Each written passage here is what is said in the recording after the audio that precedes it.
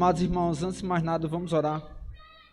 Vamos orar. Nós, nessa noite, temos um assunto tão gracioso para meditarmos sobre ele. Vamos rogar ao Senhor que ilumine as nossas mentes. Deus Pai, Deus bondoso, Deus maravilhoso, poderoso, grandioso. Ó Deus, nós te louvamos, Senhor. Nós engrandecemos o teu nome, Pai, porque não há nenhum outro Deus que se assemelhe ao Senhor. Ó Deus, nós te exaltamos, Senhor, porque do alto dos céus o Senhor se inclina para ver o que se passa na terra, e o Senhor nos conhece, e o Senhor nos escolheu para sermos teu povo, e para o Senhor ser o nosso Deus. Ó Deus, que grande riqueza, Pai, que tesouro, Senhor, sabermos, ó Pai, que nós te pertencemos pelos méritos de Cristo Jesus. Senhor, nessa noite nós te pedimos, Pai, humildemente, que pela ação do teu Santo Espírito, o Senhor nos ajude a compreender mais da tua palavra. Nos ajude, Senhor, a viver mais da tua palavra, a sairmos daqui, Senhor, mais amorosos ao Senhor Jesus, amorosos à tua palavra, meu Deus, e alegres e satisfeitos em ti. Assim nós te oramos, Deus, rogando que o Senhor nos ajude, ilumina as nossas mentes, Pai, para que possamos entender as tuas verdades, Senhor. No nome santo de Cristo Jesus. Amém.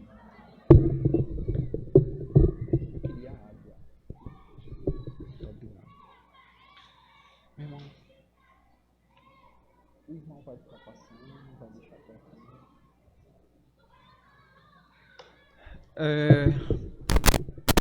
De vez em quando eu vou estar dando uma olhada para trás, eu acho que isso não vai ser problema, não é verdade? Meus irmãos, quando nós vamos falar sobre eleição incondicional, particularmente, uma das primeiras coisas que me veio em mente era a preciosidade daquilo que nós estávamos tratando. Saber que nós estávamos tratando de algo estabelecido nos tempos eternos por Deus. Isso requer, então, da minha parte, e creio que da nossa parte, um reconhecimento da grandiosidade que é, e um sentimento de humildade, uma atitude de humildade, para nós nos aproximarmos dessas verdades, assim como elas estão reveladas na palavra do Senhor.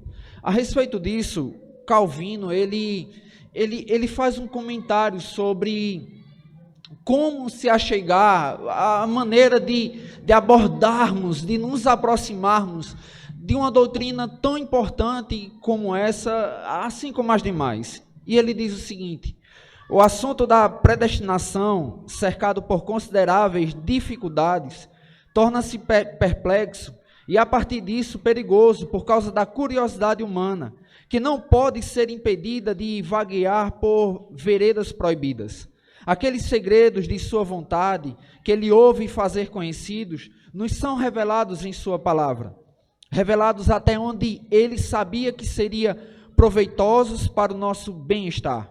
Desejar conhecimento sobre a predestinação ou eleição, se não aquele exposto pela palavra de Deus, é tão enfatuado quanto tentar andar por onde não há qualquer vereda, ou buscar luz onde só há trevas.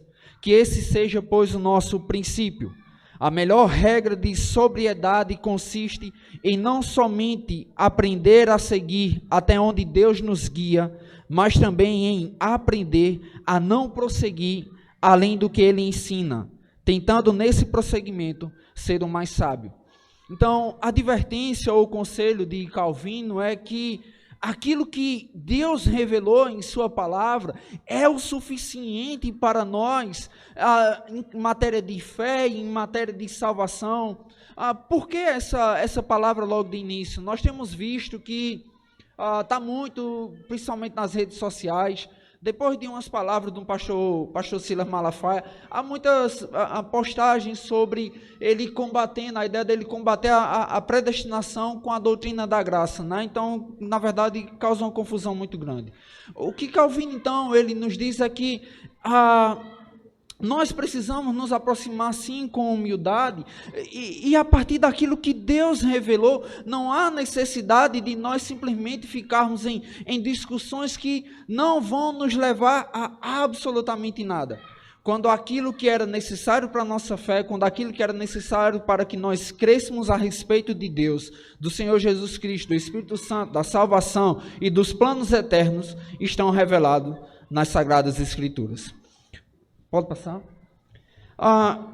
De início, então, eu gostaria de falar sobre duas faces da mesma verdade. Quando nós falamos sobre doutrina da eleição, costumeiramente nós vamos falar também sobre predestinação. Então, duas faces da mesma verdade sobre eleição. Eleição significa a escolha soberana, livre, eterna, imutável de Deus, que Ele fez de alguns homens entre a raça humana caída para a salvação e manifestação da sua graça. Então, a eleição é o ato de Deus escolher, é o ato de Deus selecionar pessoas entre as demais caídas para a manifestação da sua graça. Quando nós falamos sobre a doutrina da predestinação, ela se refere ao destino dessas pessoas, ao predestino, ao destino dos escolhidos de Deus. Contudo, eu digo que são duas faces da mesma verdade, porque não há como nós separarmos isso. Elas fazem parte do decreto de Deus quanto à salvação do homem, quanto à escolha dos salvos, quanto à questão dos eleitos de Deus. Nós não temos, e dificilmente a gente vai falar sobre uma sem mencionar a outra. Então eu gostaria, na minha abordagem nessa noite, fazer uma breve introdução histórica, depois nós iremos fazer uma abordagem teológica e as suas implicações para isso, né?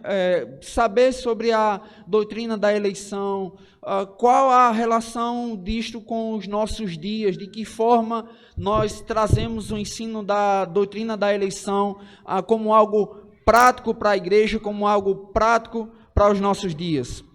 Em questão da história, nós falamos sobre algumas controvérsias que houve durante a história da igreja. Nós temos de cara Agostinho de Hipona e João Calvino, que foram dois expoentes dentro da igreja, da história da igreja, formuladores dessa doutrina da eleição.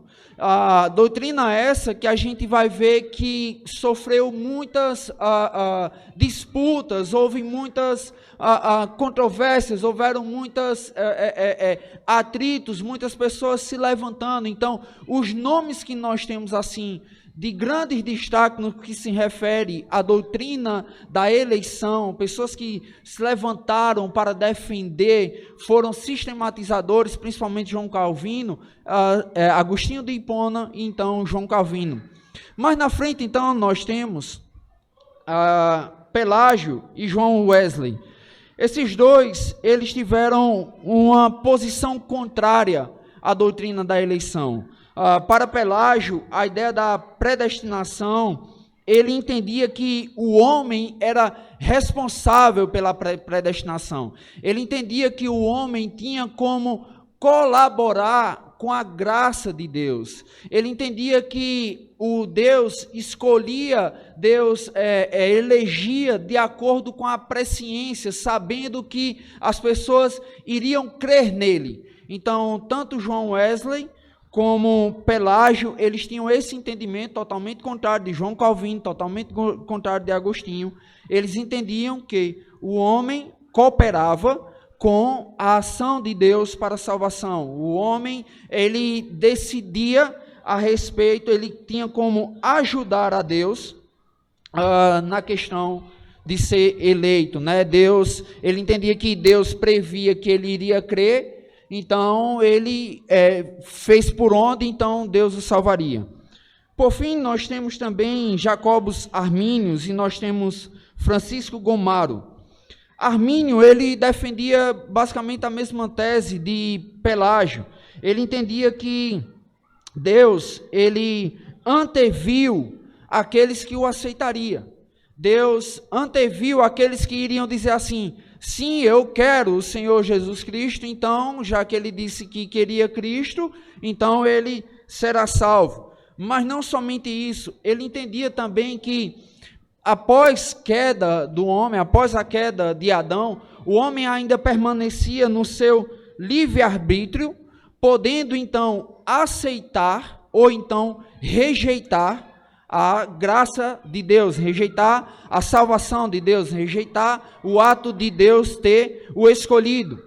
E aí, segundo um material produzido pela cultura cristã, com o nome Ensino de Dort, ele vai fazer uma menção lá sobre Francisco Gomaro, que no mesmo ano em que Armínio ele vai levantar essa tese, né, de que a predestinação é Deus agindo com base naquilo que ele viu, com base em que ele viu que o homem tinha uma disposição já por Deus, fazia por onde, digamos assim, já por Deus. Gomaro, então, ele levanta uma tese diferente, isso aproximadamente em 1604, que foi o mesmo ano de Armínio. E ali, Gomaro, ele vai defender a tese da predestinação, aonde Deus escolhe alguns para a vida eterna, por sua soberana vontade e por seu amor, que para nós é imerecido, enquanto as demais pessoas, elas permanecem na morte eterna. Enquanto as demais pessoas, elas permanecem nos seus delitos e pecados, afastados de Deus e sem esperança no mundo. Então, a partir daí, nós vamos ver, Armínio morre em aproximadamente 1609. Em 1610, os seguidores de Armínio, eles vão e apresentam um pleito, apresentam as teses, então, de Armínio. Daí se forma, vem a insistência deles e se forma o Sínodo de Dort, né, onde vai ser discutido, vai ser apresentado as defesas, entre outras coisas mais.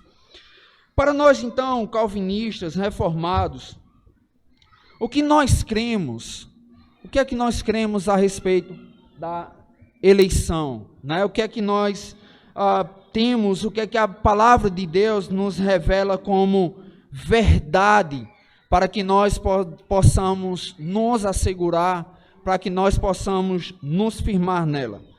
A primeira coisa que eu gostaria então de destacar, meus irmãos, é que o termo, quando a gente fala sobre eleição, nós não estamos falando sobre algo. Eu queria pedir ao Amado que o Amado fosse revelando à medida que eu fosse destacando.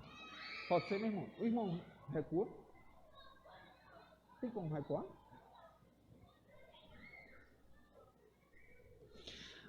Então, a primeira coisa que eu gostaria de destacar a respeito, quando nós falamos sobre eleição, é que esse termo não é um termo inventado pelos homens. Quando nós falamos sobre eleição, embora haja uma discussão muito grande, muitas denominações batem de frente e dizem assim, não, como é que pode, mas Deus é injusto, Deus vai escolher uns e deixar outros, e a gente vai falar nisso aqui mais lá na frente. Então começa um debate a respeito disso. Quando a gente vai falar sobre eleição não é uma invenção nossa, a eleição está na Bíblia. Nós olhamos para o hebraico no Antigo Testamento e o verbo para eleição ou eleger é bachar, enquanto para o grego nós temos lá eklegomai, que estão presentes nos dois testamentos. Não há uma invenção da igreja, não há uma novidade, alguém que em um determinado momento disse assim, tive uma ideia, eu deduzi, está muito presente no contexto bíblico, na palavra de Deus. Primeira coisa é que nós podemos ver, a questão da eleição, logo no Senhor Jesus Cristo. Eu gostaria de pedir à igreja que abrisse em João 15, 16.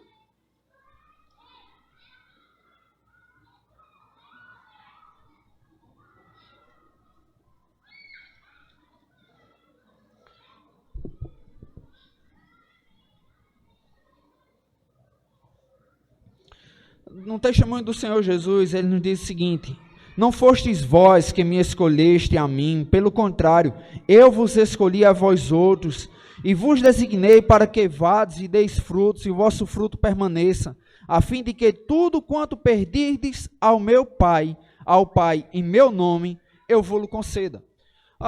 Então nós vemos que o Senhor Jesus, essa é a questão, e aí nós poderíamos citar outros textos. Jesus vai tratar da eleição com bastante clareza, com bastante simplicidade, como um ato de Deus, por meio dele, escolher homens. E aí a gente vai ver que existe eleição não somente para a salvação, mas existe outros tipos de eleição, certo? Então a gente vai ver que a eleição em si, ela está presente na palavra de Deus. Nós vemos isso também em João e Lucas, mas eu quero logo passar para Paulo. Irmão, pode passar? Próximo. Isso. Nós vemos logo em Paulo, em 1 Tessalonicenses, capítulo 2, versículo 13 e 14, quando Paulo diz o seguinte: entretanto, devemos sempre dar graças a Deus por vós, irmãos amados pelo Senhor, porque Deus vos escolheu desde o princípio para a salvação, pela santificação do Espírito e fé na verdade, para que também vos chamou, mediante o nosso Evangelho, para alcançardes a glória do nosso Senhor Jesus Cristo. Paulo não tinha qualquer dificuldade, meus irmãos, em expor a doutrina da eleição.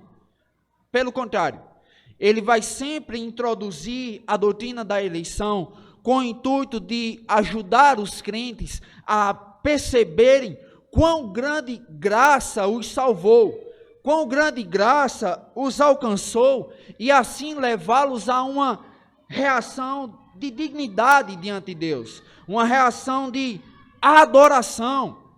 Tanto é fato que lá em Colossenses capítulo 3, versículo 12, ele vai dizer: revesti-vos como eleitos de Deus.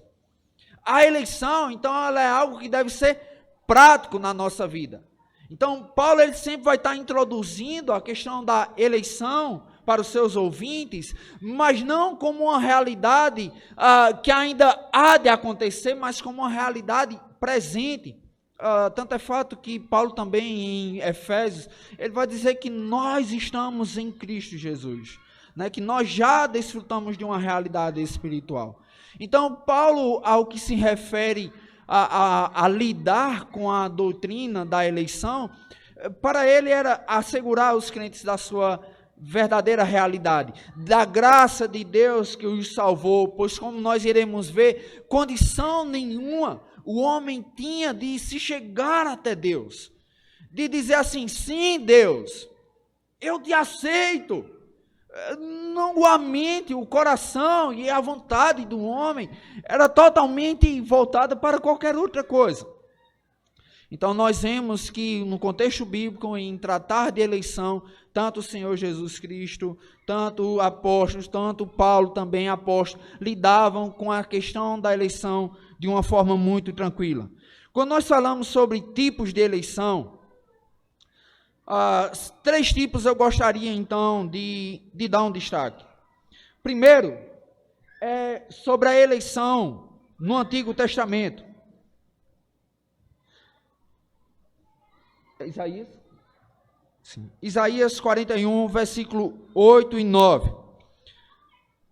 A palavra do Senhor nos diz: mas tu, ó Israel, servo meu, tu, Jacó, a quem elegi, descendente de Abraão, meu amigo, tu a quem tomei das extremidades da terra, e chamei dos seus cantos mais remotos, e a quem disse: tu és meu servo, eu te escolhi, e não te rejeitei. Que tipo de eleição é essa que nós podemos destacar aqui? Nós vemos a eleição divina de Abraão, sua família. Nós vemos também outras referências, a eleição de Israel. Nós vemos a eleição de um povo para onde Deus forma a aliança, onde Deus estabelece a aliança. Mas também se refere à eleição para a salvação? Sim. Mas aqui o meu destaque era mostrar à igreja que Deus chama pessoas para fazer alianças com essas pessoas. E quando nós falamos sobre aliança, a aliança de Deus, ela é um caráter irrevogável, inseparável, no que se refere à eleição. Pois houve um dia que Deus decide, livre, soberana, graciosamente e de forma imutável, escolher um povo para eles serem povo de Deus e Deus ser o seu povo. Esse povo com que Deus estabelece a sua aliança é um povo escolhido por Deus. Segundo tipo de eleição que nós podemos destacar no Antigo e no Novo Testamento, nós vemos tipos de eleição particulares. Esses tipos de eleição particulares, eles se referem a serviços particulares, a ofícios também a serem desenvolvidos. Então nós temos o exemplo de Moisés, Arão, os sacerdotes, os reis, o Messias, o meu escolhido, nós temos os apóstolos, e como eu havia dito, aqui a eleição divina, ela visava privilégios e responsabilidades. Aqui a eleição divina, ela não tinha necessariamente o caráter ou o propósito de escolher para a salvação. Tanto é fato que nós podemos ver em 1 Coríntios 10, do 5 ao 10, que muitos dos israelitas, povo a quem Deus tinha escolhido, eles morreram. Eles trocaram Deus por outros deuses, eles se tornaram um povo ingrato, eles se tornaram um povo desobediente, e eles morreram, muitos morreram durante a jornada. Mas se a gente também for falar sobre escolhidos e não salvos, mas a gente também poderia citar o caso, por exemplo, de Judas, né, que foi escolhido para ser apóstolo, mas que Judas, no final das contas, ele acaba traindo o Senhor Jesus Cristo. Então, há determinados tipos de eleição que elas visam, há determinado tipo de eleição que visa privilégios e visa responsabilidade, e visa ofícios, e visa algo que Deus tem para fazer. E por fim, nós destacamos também a eleição de Deus para a salvação. E aí nós destacamos Atos 13, 48, quando a palavra do Senhor vai nos dizer: os gentios, ouvindo isso, regozijavam-se e glorificavam a palavra do Senhor, e creram todos os que haviam sido destinados para a vida eterna. Como é que a gente percebe aqui a eleição para a vida eterna, a eleição, no caso, para a salvação? É o que Lucas está dizendo, que creram todos os que foram destinados para a vida eterna. Esse é um ponto que logo mais ia falar lá na frente, mas a ideia é, eles não foram eleitos para futilidade, eles não foram eleitos para qualquer outra coisa, eles foram eleitos para desfrutar da vida eterna. Vida essa que Paulo vai falar lá em Timóteo, 1 Timóteo capítulo 6, e ele vai dizer assim: Timóteo, tome posse da vida eterna. Né? Volto a dizer, a vida eterna ela é algo presente também para nós. A escolha de Deus em nos salvar para a eternidade é algo para os nossos dias. Então, 3 tipos de eleição que nós podemos destacar é quando Deus escolhe pessoas, povo, nação, com os quais Ele faz a sua aliança. São pessoas às quais Deus, então, concede responsabilidades e privilégio, mas Deus também escolhe pessoas para salvá-las. Deus escolhe pessoas para libertá-las, para salvá-las da condenação dos seus pecados. Tratando-se, então, agora sobre o caráter da doutrina, alguns pontos que eu gostaria de destacar com os amados irmãos. Primeira coisa é que a eleição, ela não é constrangida, a eleição ela é gratuita e a eleição ela é incondicional. São termos aqui, irmãos, que quanto mais claro eles estiverem, melhor na nossa mente, mais felizes nós estaremos. E entender que a eleição, ela vem tão somente pela graça de Deus, excluindo qualquer mérito humano. Não foi por algo que eu fiz, não foi por algo que nós fizemos, mas tão somente pela graça de Deus. E isso Paulo é muito claro em Romanos capítulo 5, Romanos capítulo 11, entre o versículo 5 e o 6, ele vai dizer que a eleição não é a eleição da graça não é pelas obras, pois se fosse pelas obras, já não era graça. Se a eleição, então, é por algo que eu e você fazemos, não é pela graça de Deus. Não é favor imerecido. E se ela é por graça, isso quer dizer que ela não requer de mim, de você, qualquer condição. Ela não requer de mim, de você, qualquer coisa que nós façamos, ou potencialidades, ou coisa que a gente venha a se preparar para um dia se encontrar digno diante de Deus. Certa vez, fazendo o discipulado com o Senhor, quer dizer, conversando sobre um discipulado com o Senhor na congregação onde estava ano passado, e ele disse assim: eu não estou pronto ainda para fazer o discipulado. E eu, então tá bem. Eu fiquei curioso, né? Eu disse: mas por que o senhor não está pronto? Ele disse: porque ainda tem alguns pecados que eu não abandonei, e eu gostaria de terminar todos eles, encerrar com todos eles, para depois então poder fazer o discipulado e me apresentar diante de Deus. Eu disse: olha, se o senhor quer mesmo então chegar nesse estágio, onde não vai ter mais nenhum pecado, e aí o senhor vai poder se apresentar diante de Deus, então o senhor vai precisar morrer. Porque enquanto nós estivermos aqui, lamentavelmente nós iremos pecar. Nós confrontamos a santidade do Senhor. Eu não estou dizendo com isso que, então a nossa vida vai, se apresenta aquela bagaceira, aquela sujeira toda. Quem nos limpa dessa sujeira toda é o sangue de Cristo. Então, quando nós achamos que, não, eu não posso ir agora diante de Deus, que eu ainda tenho que fazer um monte de coisa, quando pensamos, nós acabamos caindo na ideia de que eu preciso fazer algo para me apresentar diante de Deus. Eu acabo caindo na ideia de que, não, primeiro então eu vou acertar a minha vida, vou logo fazer, todas essas coisas são válidas, obviamente, mas elas não são para a salvação, elas são consequências da nossa salvação. Elas são consequências de que Deus nos escolheu e que Deus nos salvou.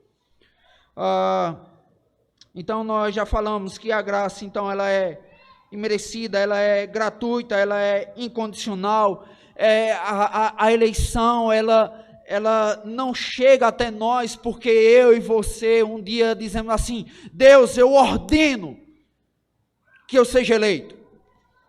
Ela não há como eu e você constrangermos, não há como eu e você encostarmos Deus na parede e dizer assim: eu quero que você me eleja. E não foi por algo, então, como eu já havia dito, que nós fizemos e que atraiu a graça de Deus de forma salvadora nas nossas vidas, então Ele nos elegeu. Então é muito importante nós sabermos, meus irmãos, que a eleição ela não é constrangida, a eleição ela é gratuita, a eleição ela é incondicional, ela se trata de uma resolução espontânea da parte de Deus, da livre vontade de Deus, assim como Ele decidiu um dia criar todas as coisas e redimir o homem, assim Ele também decidiu escolher homens, escolher pessoas entre todos os que foram criados para a sua salvação. Tratando do caráter da eleição, nós podemos observar algumas coisas ainda.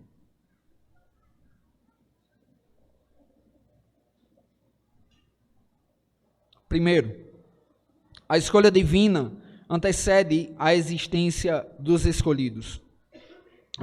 E aí Paulo vai dizer, Efésios capítulo 1, versículo 4, assim como nos escolheu nele antes da fundação do mundo.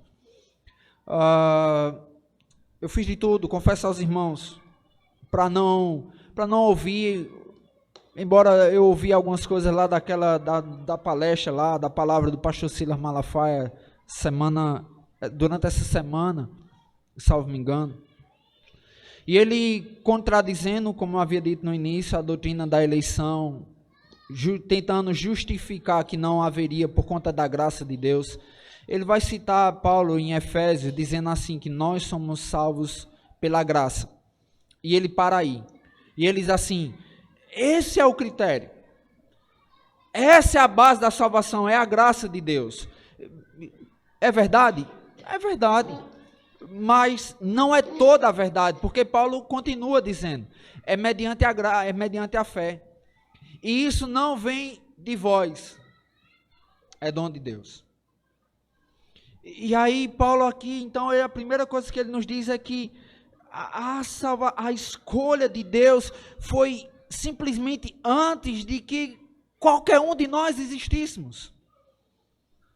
E se a eleição, e ela foi antes de nós existirmos, o que fizemos então para que Deus olhasse para mim, para você? Porque às vezes eu e você, nós fazemos coisas e dizemos assim, como eu tive capacidade de fazer isso? Meu Deus, eu não jamais deveria ter feito isso. Nós nos surpreendemos com nós mesmos. Então Paulo diz, a eleição, ela veio primeiro do que vocês. Assim como Paulo também vai dizer lá em Romanos capítulo 5, versículo 8, que Deus prova o seu próprio amor para conosco, pelo fato de que Cristo morreu por nós, sendo nós ainda pecadores. O amor de Deus, provado, encarnado na pessoa de Cristo, se oferecendo por mim, por você que nem estávamos lá. E se muito estivéssemos, talvez nós não estaríamos do lado que estava acreditando que Ele de fato era o Senhor e Salvador das nossas vidas, a não ser se o Pai não tivesse revelado isso a nós. Mas outro ponto para destacar sobre o caráter da eleição é que ela determina os lidares de Deus com Ele desde o seu nascimento. Jeremias 1,5, ele diz, antes que eu te formasse no ventre materno, eu te conheci, e antes que saísse da madre, te consagrei, e te constituí profeta das nações. Nós vemos que o caráter da eleição de Deus também diz respeito àquilo que nós iremos fazer, aquilo que Deus nos chamou para executarmos.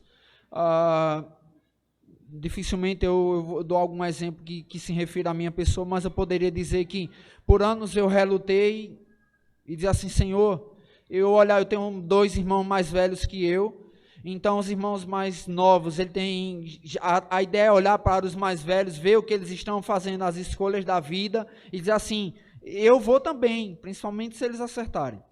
E comigo não foi diferente. Então eu lembro que meu pai desde cedo, ele dizia assim, que orava para que alguém um dia dos seus filhos dedicasse a sua vida ao ministério. Eu olhava para meus irmãos mais velhos, eles não queriam, eu digo, muito menos eu. Eles que são mais velhos que eu passei muitos anos, meus irmãos, relutando com isso. Mas crendo e tendo os olhos desvendados que foi para isso que Deus me chamou, é isso que eu vou fazer. É isso que eu tenho para fazer. E é disso que o profeta está falando. Outro caráter, então, que a gente pode destacar, é que, outro ponto do caráter da eleição, é que enfatizam a fé obediente dos eleitos. O caráter da eleição enfatiza a fé obediente dos eleitos. E aí, em Atos 13, 48, nós podemos ver. Tem não? Pulou?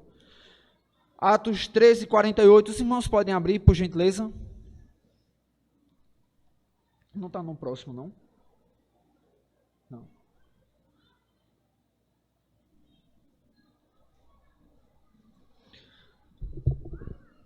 Nós vamos ver sobre a obediência dos eleitos. Os irmãos podem ler, por gentileza.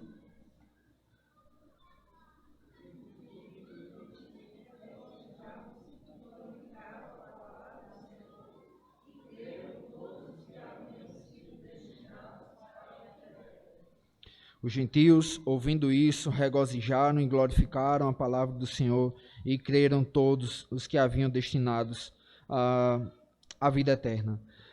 O que nós entendemos aqui é que a eleição ela enfatiza a fé enfatiza a obediência dos eleitos, porque nós vemos que é a partir do momento que Deus os elege, que eles creem a respeito de Deus, que flui que eles creem, e o que eles creem flui da eleição de Deus, então eles vivem para a glória de Deus, eles vivem para o agrado de Deus, e não há então como nós entendermos que, por favor, perdão irmãos, veja aí no próximo slide, não, volte. Nesse versículo, tem 3 características que eu gostaria de destacar a respeito da obediência dos eleitos. É que a gente vai ver que o ato de crer, o ato de obediência, é uma consequência e não a causa da eleição divina. Pois nós vamos ver que Lucas vai nos dizer que creram todos os que haviam sido destinados para a vida eterna. Eles creram porque eles haviam sido destinados, eles obedeceram porque eles haviam sido destinados para aquilo. Não há como eles fazerem, não há como eles crerem, não há como eles adorarem, não há como eles obedecerem se eles não estivessem sido destinados para isso. Outro ponto é que o decreto divino é relativo à salvação, como já foi destacado aqui. Eles creram para a vida eterna. Eu já disse, eles não creram para a futilidade. Eles creram para algo que ia muito além da sua realidade local, ia muito além das suas necessidades do dia a dia. E por fim, o versículo vai nos dizer que creram todos os que haviam sido destinados. Não há possibilidade de não crer. Mas aqueles que foram escolhidos para a vida eterna, eles creem em Cristo Jesus. Eles confessam Cristo Jesus. Mais à frente, nós também podemos destacar sobre o resultado da eleição. Irmão, só um instante, viu, irmão?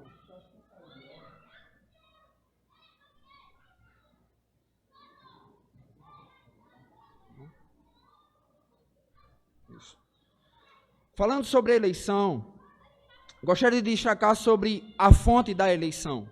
E, em primeiro lugar, eu gostaria de dizer que a fonte da eleição é a soberania, é a soberana vontade de Deus.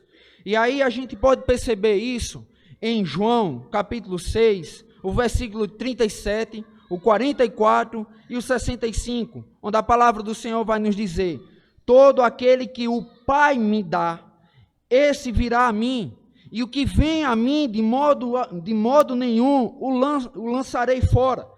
O 44, ele vai dizer: ninguém pode vir a mim se o Pai que me enviou não o trouxer, e eu ressuscitarei no último dia. Versículo 65, e prosseguiu: por causa disso é que vos tenho dito, ninguém poderá vir a mim se pelo Pai não lhe for concedido.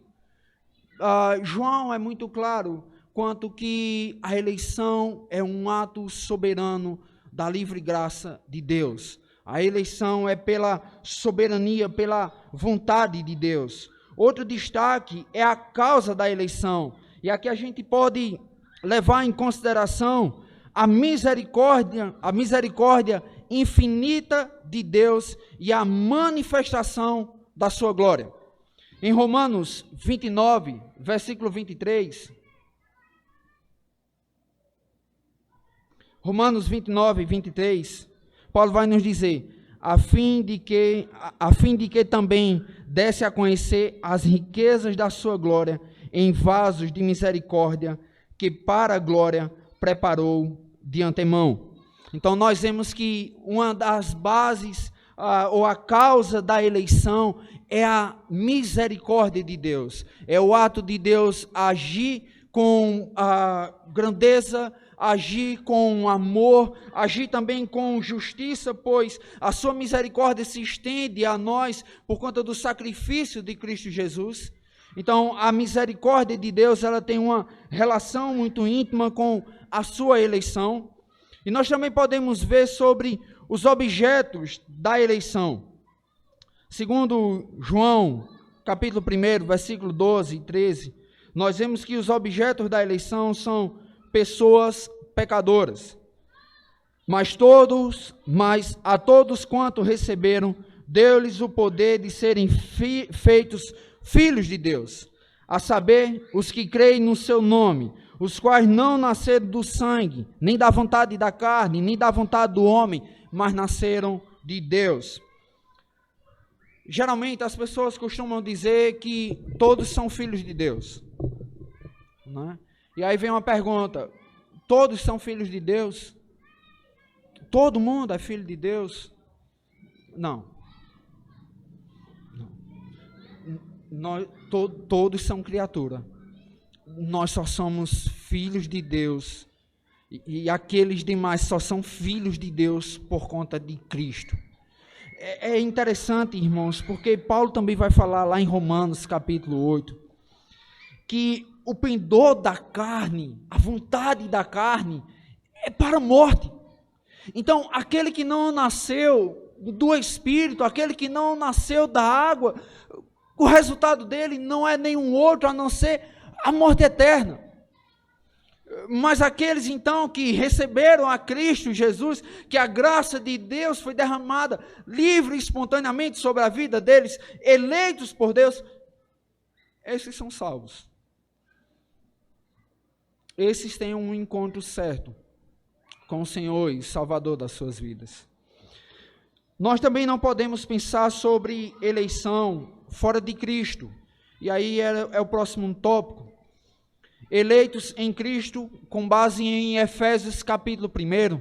Alguns versículos que gostaria de fazer um destaque. Peço aos irmãos que, por gentileza, abram suas Bíblias. Efésios capítulo 1.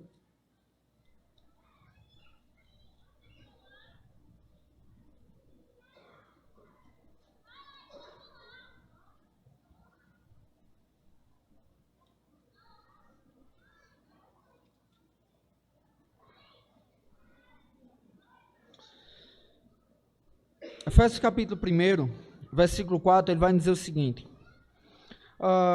Vamos do versículo 3. Bendito Deus e Pai de nosso Senhor Jesus Cristo, que nos tem abençoado com toda sorte de bênção espiritual nas regiões celestiais.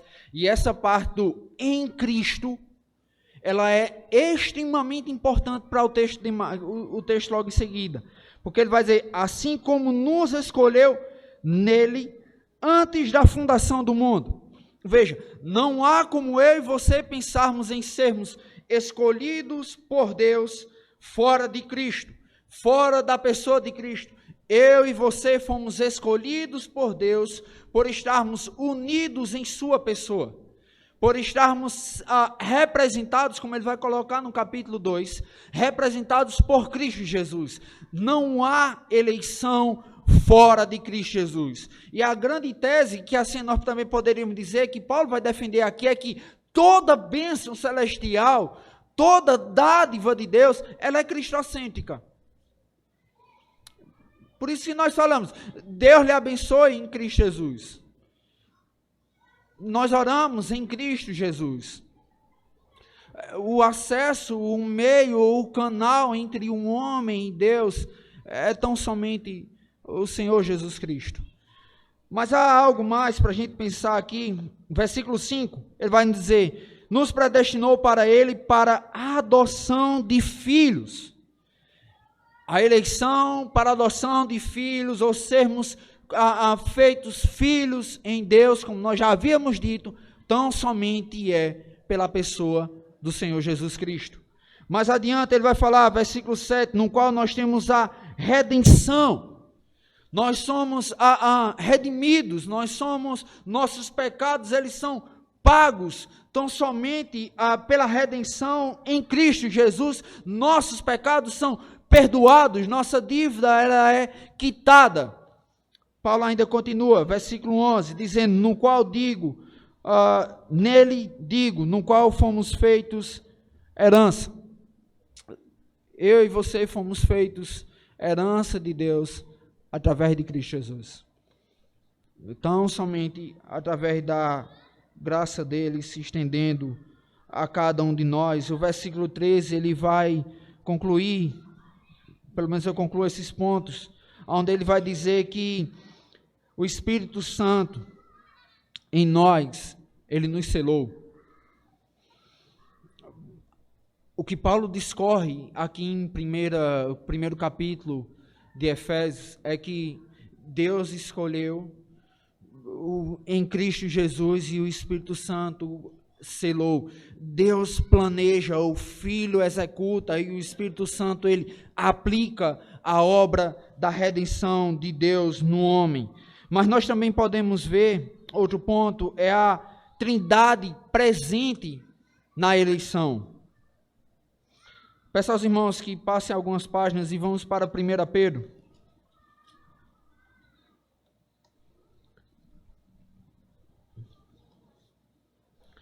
1 Pedro, capítulo 1, versículo 2. Pedro, então, ele está escrevendo essa carta para cristãos perseguidos, perderam suas casas, perderam famílias, foram expulsos da cidade.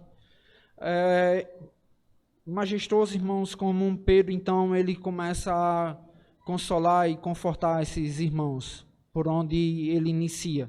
Então ele vai dizer, eleitos segundo a presciência de Deus Pai, para em santificação do Espírito, para obediência e aspersão do sangue de Jesus Cristo, graça e paz vos sejam multiplicadas. Primeira coisa que Pedro vai falar aqui, nós somos eleitos segundo a presciência de Deus Pai. O que Pedro está falando aqui não é que a presciência de Deus é a base da eleição. Não é que Deus anteviu que nós iríamos crer. Nós podemos dizer que eleição e presciência para Deus é a mesma coisa. A gente precisa entender algo, amados irmãos, ou fortalecer algo. Para Deus não há futuro. Para Deus não há história. Todas as coisas acontecem porque Deus decretou. E porque Deus decretou, Deus sabe que vai acontecer. Dessa forma, não há como a história, o futuro, pegar Deus de surpresa e alguém fez alguma coisa e Deus disse, rapaz, que legal que ele fez, está escolhido, vai ser salvo. Seu comportamento foi muito bom na escola hoje, parabéns, tirou um 10, ganhou uma estrelinha. Não é isso, não se trata disso, mas a presciência de Deus e a eleição de Deus é ligado de forma muito restrita ao fato de que Deus sabe todas as coisas que vão acontecer. E Ele sabe porque Ele as decretou, então Ele conhece absolutamente tudo. Por isso que são eleitos segundo a presciência de Deus, segundo o conhecimento de Deus, segundo que Deus sabe o que vai acontecer. Mas então Pedro vai falar que nós somos eleitos em santificação do Espírito.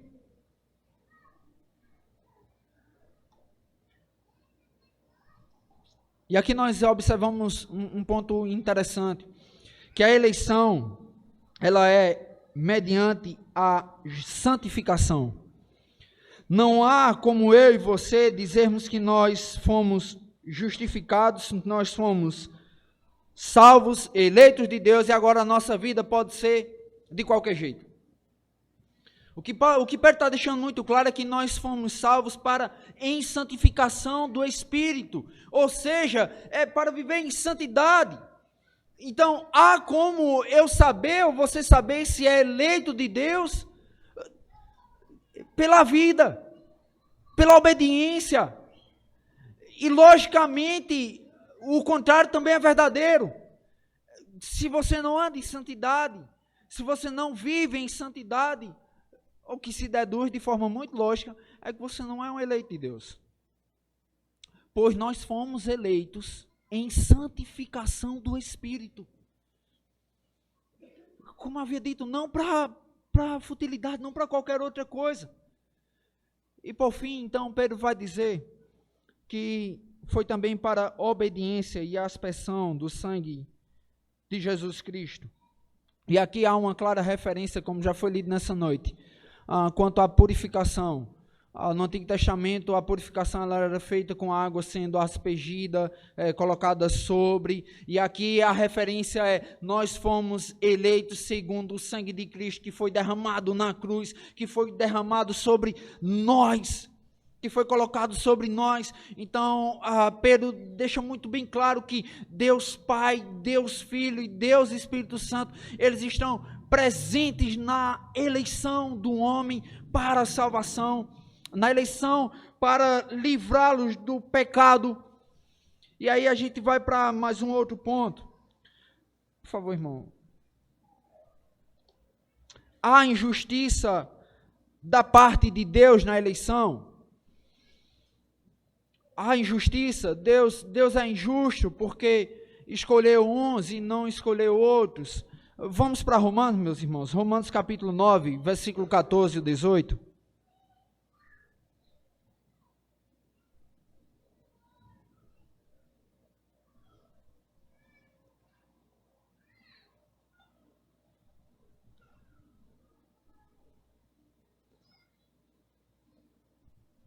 Convido os irmãos a lerem, por gentileza, o texto. Todos os irmãos. Pode ler tudo. O que diremos?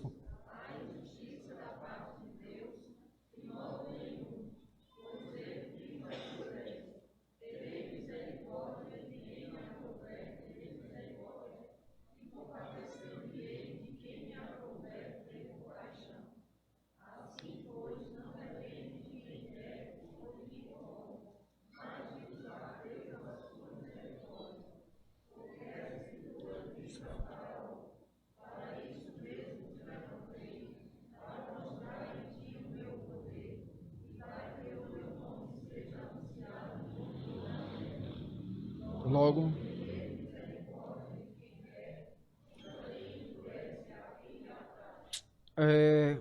quando nós olhamos então de forma muito clara sobre o que Paulo nos diz, que não há qualquer tipo de injustiça da parte de Deus, o texto que está destacado aqui de Efésios é uma forma pela qual nós podemos explicar o ato de Deus abençoar, explicar o fato de Deus escolher. E aí Paulo vai dizer que é segundo o beneplácito que propuseram em Cristo. Eles foram predestinados segundo o propósito daquele que faz todas as coisas conforme o conselho de sua vontade. Meus irmãos, às vezes nós podemos cair, ou já caímos, na ideia de considerar que Deus, ou houve alguma injustiça da parte de Deus, no que se refere à eleição, quando nós temos um ponto de partida equivocado. Quando nós achamos que nós merecíamos algo de Deus, quando nós achamos que nós fizemos alguma coisa e por conta daquilo que nós fizemos, Deus então deveria nos recompensar, já que nós somos tão bons, e achamos que, poxa, por que é que não pode escolher alguém que está aí durante todas as madrugadas, né?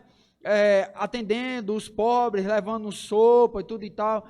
Observe que a gente está caindo na ideia de eleição por conta das obras.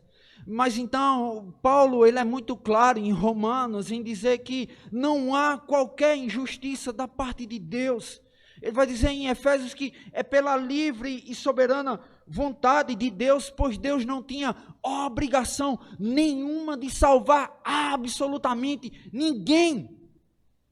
Paulo também ele é claro em Romanos 3, dizendo assim: todos pecaram. Paulo em Efésios capítulo 2, versículo 2, ele vai dizer assim que nós estávamos afastados de Deus, distantes de Deus, sem esperança, perdidos. Nós estávamos mortos em nossos delitos e pecados.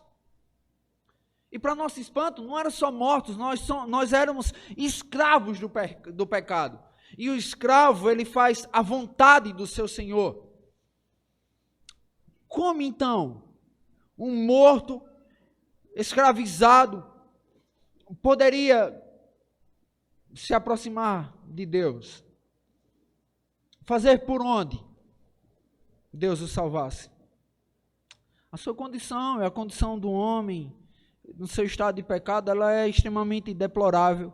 Ela é um estado de miséria, é um estado de putrefação, é um estado onde tudo que ele toca se torna contaminado por conta do pecado que habita nele. O profeta Isaías, ele é muito claro, dizendo que todas as nossas obras diante de Deus não passam de trapos de imundícia, que as nossas mãos estão manchadas de sangue. Então não há absolutamente nada que eu e você pudéssemos fazer. Então Deus, ele decide de forma voluntária, de forma também imutável, e louvado seja o nome dele, seja por isso, porque ele decide eleger, ele decide escolher e ele decide salvar homens pecadores que estavam mortos, que estavam sem condição alguma de levantar-se e dizer: Senhor, eu te quero. E a esses homens ele estende a sua graça. Deus não é injusto porque ele decide salvar alguns e deixar outros que pereçam. Deus não é injusto porque aqueles que ele escolheu para a vida eterna manifestar a sua graça e glória, e os outros manifestar o seu juízo e a sua ira legitimamente, porque somos transgredores, nós transgredimos a lei de Deus, nós pecamos. Então não há nenhuma injustiça da parte de Deus se ele decide então escolher homens entre os que foram criados para ser o seu povo, para manifestar a sua glória, para manifestar também a sua graça. E por fim a gente chega na parte prática do nosso estudo, onde eu gostaria de fazer rapidamente uma referência sobre uma citação também de Calvino, sobre como, mais uma vez, como nós podemos entender um pouco sobre a doutrina da eleição. E ele diz assim, que esse grande assunto não é, como muitos imaginam, uma disputa espinhosa, nenhuma especulação que enfada a mente dos homens sem nenhum proveito, mas sim um estudo sólido voltado para o bem dos piedosos, porque ele edifica saudavelmente a fé, nos treina para a humildade e nos maravilha diante da iluminada bondade de Deus para conosco, enquanto nos impulsiona a louvar essa bondade com adoração mais sublime. Pois não há meio mais eficaz para edificar a fé do que considerarmos atentamente a eleição de Deus, a qual o Espírito Santo sela o nosso coração, enquanto ouvimos, mostramos que está firmada na vontade eterna e imutável de Deus para conosco, e que, portanto, não pode mover-se ou ser alterada por nenhuma tempestade desse mundo, por nenhum assalto de Satanás, por nenhuma variação ou fraqueza da carne, pois nossa salvação torna-se segura para nós, quando descobrimos que a causa da eleição, da salvação, está no coração de Deus. Alguns pontos, então, irmãos. Por gentileza, meu irmão.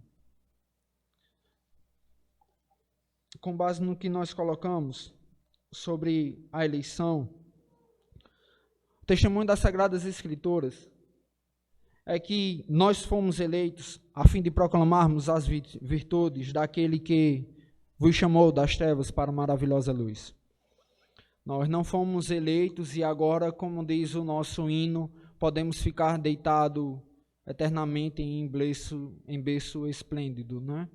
Nós fomos eleitos para a vida eterna, a qual nós podemos e devemos tomar posse aqui e agora, mas também nós fomos eleitos com o propósito de anunciar as maravilhosas virtudes daquele que nos chamou, para abrirmos a boca e proclamarmos aquilo que Deus fez em nós, através de Cristo, e aplica em nós pelo seu Espírito.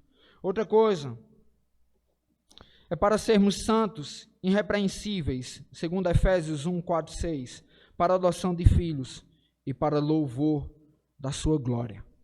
Mas, irmãos, um dos motivos pelos quais Deus nos elegeu, Deus nos escolheu, foi para a glória dele.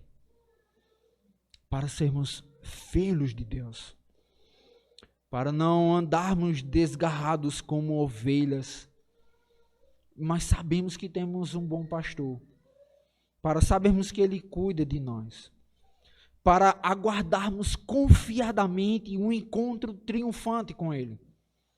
Certa vez me perguntaram por que num momento em que há uma celebração, cerimônia fúnebre, nós podemos falar confiadamente que um crente em Cristo Jesus, ele está com Deus. Porque nós cremos que ele era um eleito de Deus. Por conta que é isso que a palavra do Senhor nos afirma, nos assegura. Que essa doutrina nos momentos mais angustiantes, mais difíceis das nossas vidas, quando nós a entendemos, ela traz paz. Porque vemos que não foi o fim das nossas vidas. Que os sofrimentos que nós lidamos aqui, eles não se comparam com algo que Deus preparou para aqueles que estão em Cristo Jesus. Por isso nós temos uma esperança, por isso que a nossa esperança é uma esperança viva. Ela é uma esperança futura, mas ela é uma esperança presente, que traz fortaleza, conforto e paz ao nosso coração em meio a tantas aflições. Mas também a eleição, ela foi para a salvação, para alcançardes a glória de nosso Senhor Jesus Cristo, segundo Tessalonicenses 2. Também foi para serem afetuosos, misericordiosos, bondosos, humildes, mansos e longânimos, segundo Paulo em Colossenses 3:12. Nós somos eleitos por Deus e cremos nisso. Não foi para sermos arrogantes. Não foi para batermos no peito. Se você pensar bem, a doutrina da eleição que ela nos ensina é totalmente o contrário. Ela diz que eu e você, nós não merecemos absolutamente nada.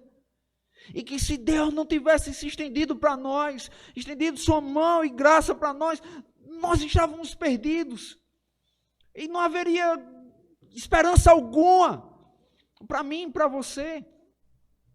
Então a doutrina da eleição, ela tem implicações práticas no que se refere à maneira com que nós vivemos e tratamos uns aos outros.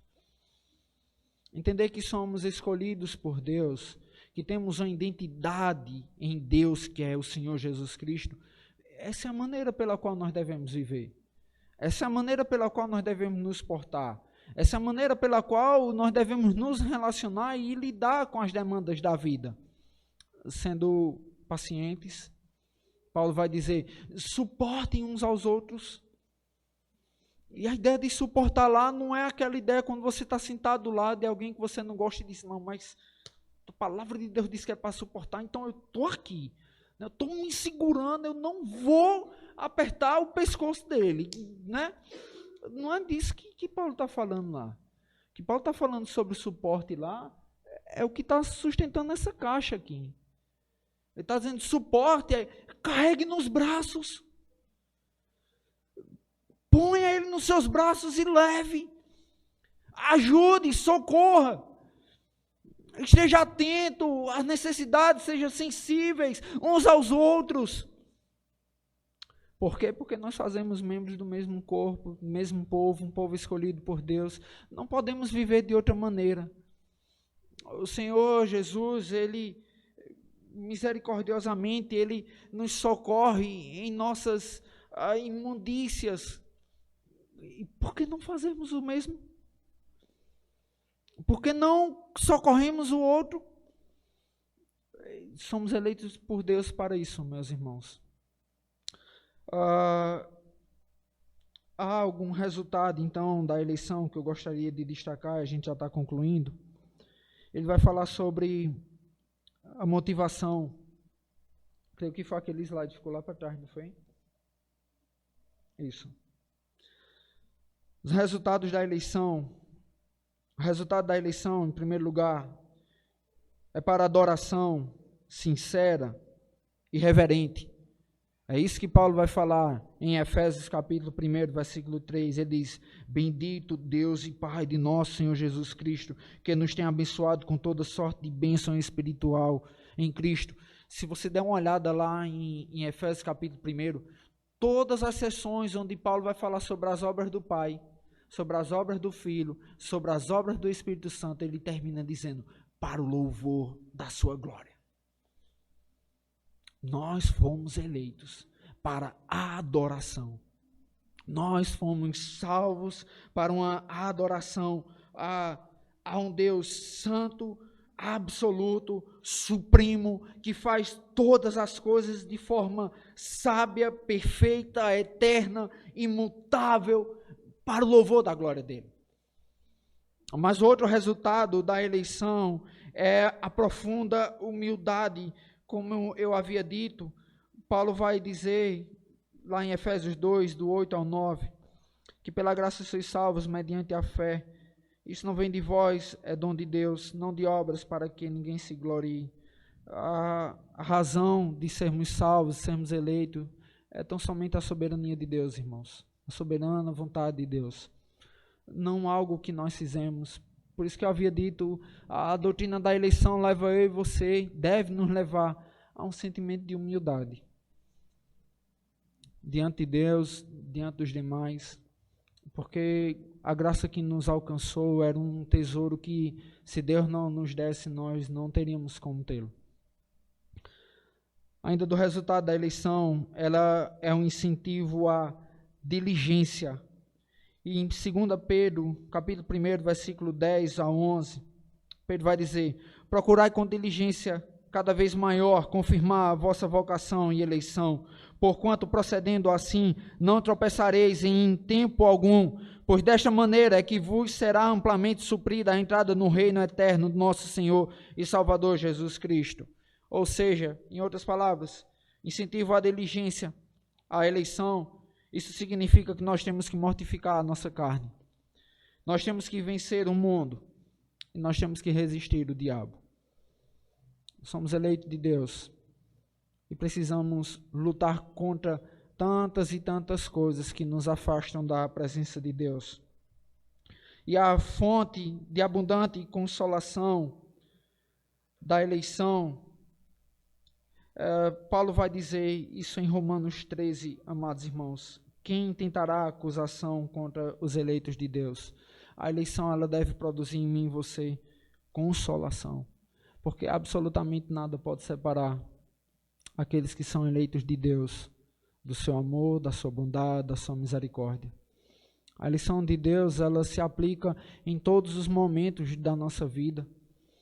Por isso que Paulo, ele sempre a introduzia com um caráter de confortar e encorajar os irmãos a saberem que eles pertencem a Deus. Pedro, lá na sua carta, depois dele falar que eles foram eleitos segundo a presciência de Deus, ele vai dizer que há um lar celestial preparado. E ali há um contraste, porque eles estavam perdendo as suas casas, eles estavam perdendo suas famílias. E Pedro diz, vocês foram eleitos e vão morar na mansão celestial, irão morar com Deus. Foram eleitos para a vida eterna. Meus irmãos, eu concluo dizendo que aqueles então que acreditam, que professam, creio que eles estão aqui nessa noite, a doutrina da eleição, eles reconhecem a sabedoria, a graça, a soberania de Deus, se estendendo a homens que estavam caídos em seus pecados, estavam mortos nos seus pecados, mas ele então os elege para a vida. Ele os elege para um encontro com Deus. Ele os elege para conforto diante das dificuldades dessa vida. Ele os elege para a salvação eterna das suas almas, aonde absolutamente nada poderá livrá-los disso. Como nada, irmãos, pode fazer com que eu e você seja merecedor de sermos eleitos por Deus, nada pode desfazer aquilo que Deus já fez, porque Ele é imutável, porque Ele é santo, e tudo o que Deus faz, Ele faz de forma perfeita. Vamos orar, meus irmãos?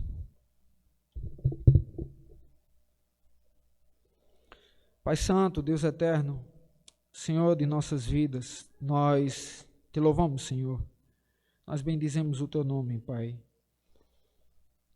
Se não fosse o Senhor, nós não estaríamos aqui, Senhor. Essa é uma verdade muito profunda a respeito de nós. Que se não fosse o Senhor, nós estaríamos muito distante. O que seria de nós se não fosse o Senhor? Meu Deus, nós louvamos o teu nome, Pai, porque desde os tempos eternos o Senhor foi servido em escolher um povo para manifestar a glória do Senhor Jesus Cristo.